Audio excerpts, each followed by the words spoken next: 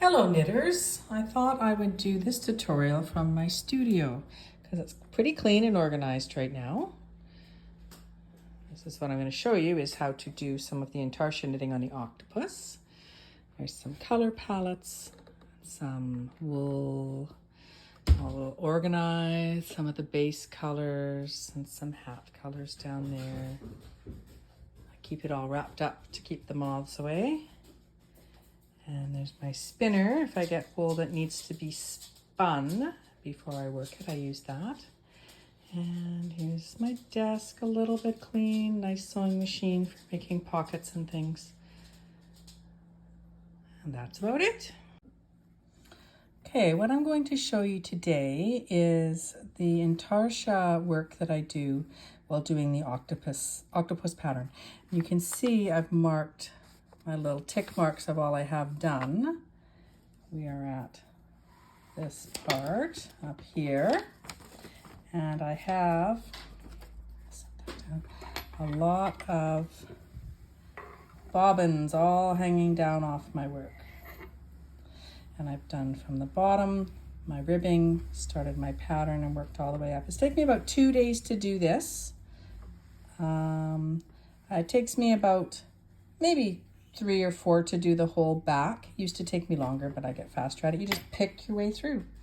And in this particular pattern, I save the little pieces, like for the suckers, the lighter color, I put them on afterwards, and I put the eye on afterwards, and this little valve that an octopus has, I put it on afterwards using a duplicate stitch. It just is that much less to do when I'm dealing with all these bobbins hanging down. So I will do a one row of knit to show you, and then one row of purl to show you. I'll have to keep looking at my pattern as I go. Let's put this up here. So they get a little tangled. You just work your way through it, just one row at a time. And if they get tangled, stop. Don't get frustrated. And get your work organized. Okay, slip my stitch, first stitch. That's just what I like to do. Now I will knit along.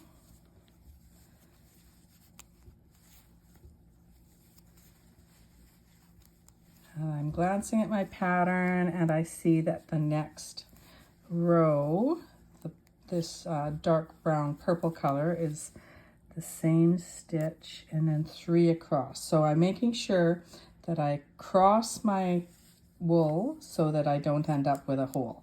So I'm going to pull this across and pull this across, and I give it a little tug. I cross it before I insert my needle, and that just makes it so there's not a slack on the stitch.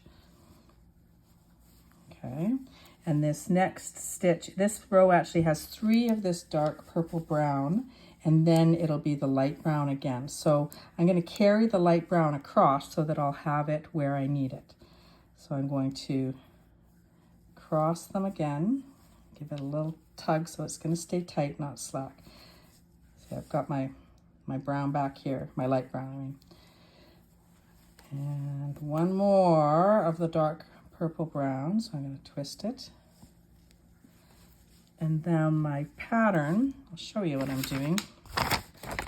I am right here. So I've done these 3, and then I have 3 of the light brown, and then I'll need a dark brown again.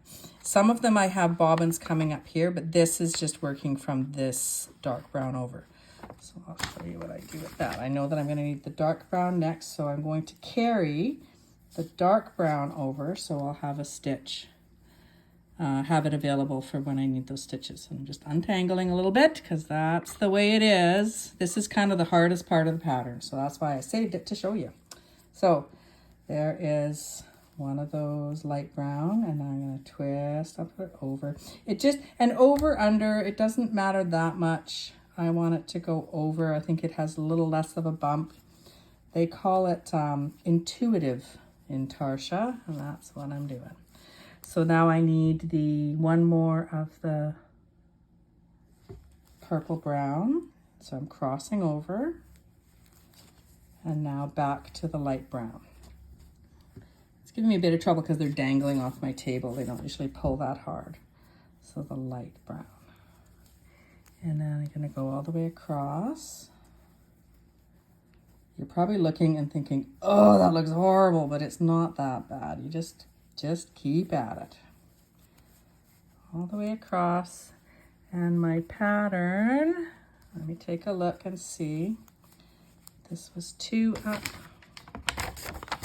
So I'm right here at this one, and I have done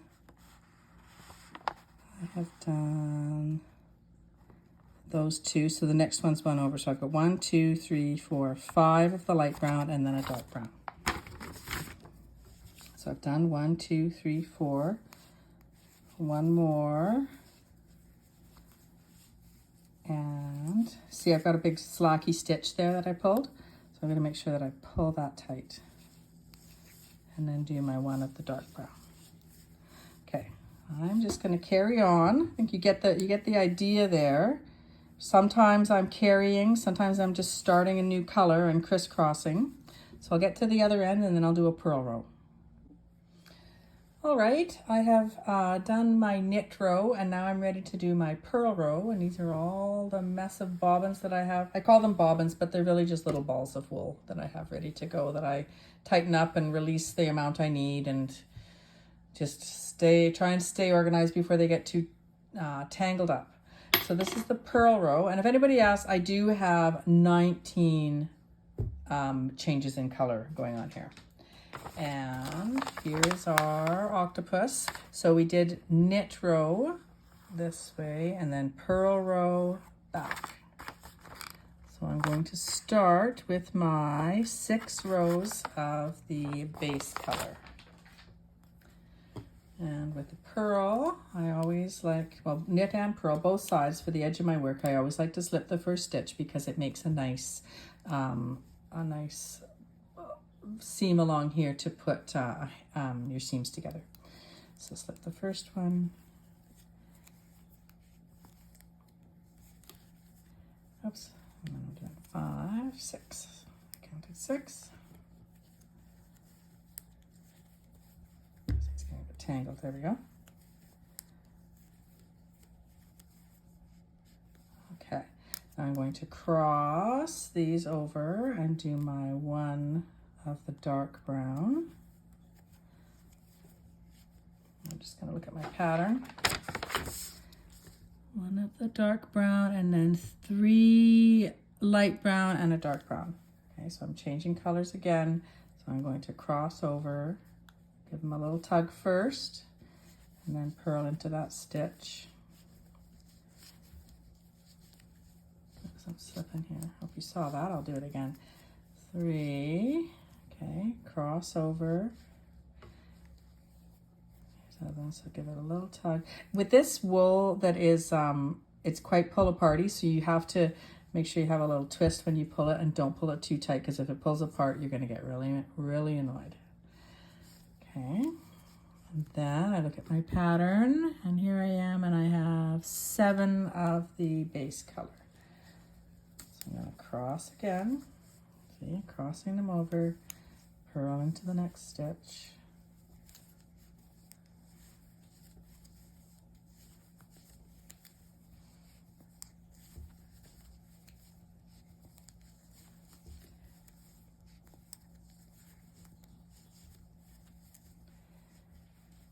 And 7. So I'll cross this now, just because. There we go.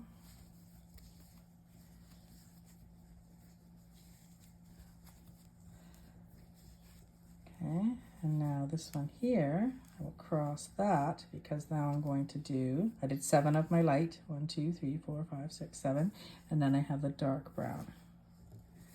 So I've crossed over the brown, dark brown and the light brown, purl in there. And now I have, where am I here? Oh, you know what? It's okay, I'm just gonna go with it. And now I go all the way across with the light brown. That's the thing with a pattern like this that is quite organic in its look. It's not the end of the world if you put one of these little shading stitches where it doesn't belong, really. Don't let anybody tell you that it has to be perfect, right? Okay, so I think I can just carry on. You guys get the gist of it. And that is working with this heavy yarn, doing the Intarsia. And next time I see you, I'll do some, maybe I'll put some of the suckers on. Okay, thanks for watching.